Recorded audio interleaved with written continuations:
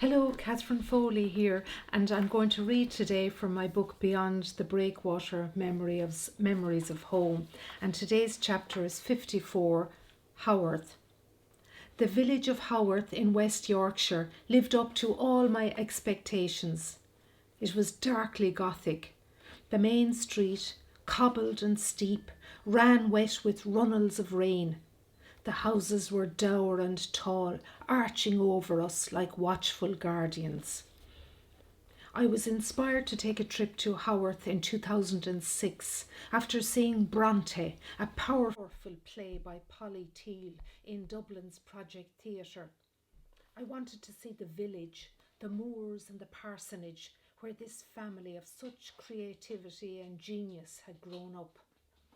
RoseAnn, who was equally fascinated by the Brontes and the fact that they were three sisters, was as eager as me to visit. It was late September, a weekend when the skies kept opening their sluice gates to pour bucketfuls of water down on top of us. Each day, on leaving our lodgings to walk on the moors, torrential downfalls would soak us and force us back.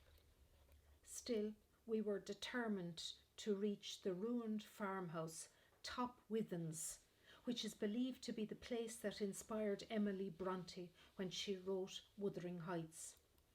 If we could get to this mythical spot, we were sure we would be at the heart of the moors and the Brontes' wellspring of inspiration.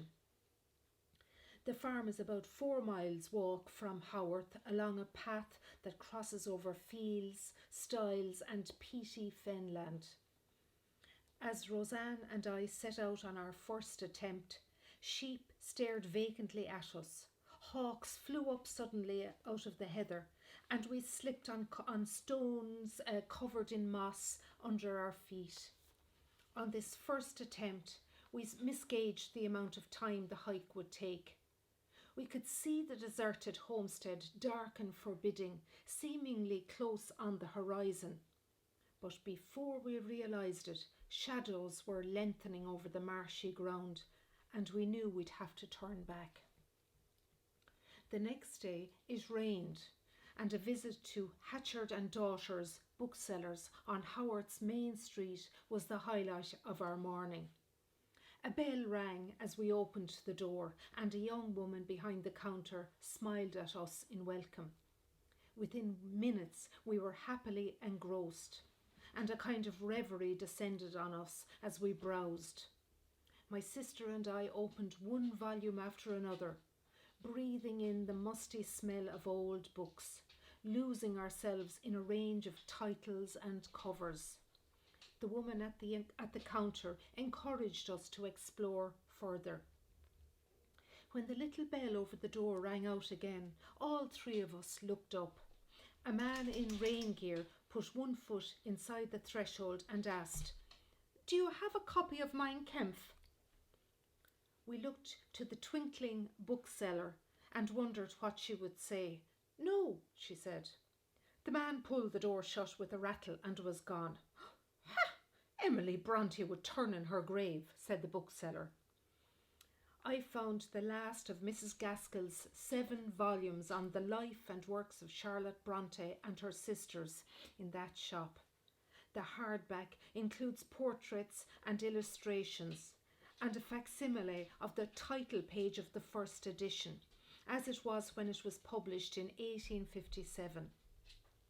Mrs. Gaskell had wasted no time in writing the biography. Charlotte Bronte had been dead only 2 years when it came out. The rest of the family were already dead and buried at that stage. Anne was nearly 29 when she died in 1849. Emily died the year before that at 30 years of age. She died only a few weeks after her brother Branwell. Although ill, she refused to see a doctor or to rest.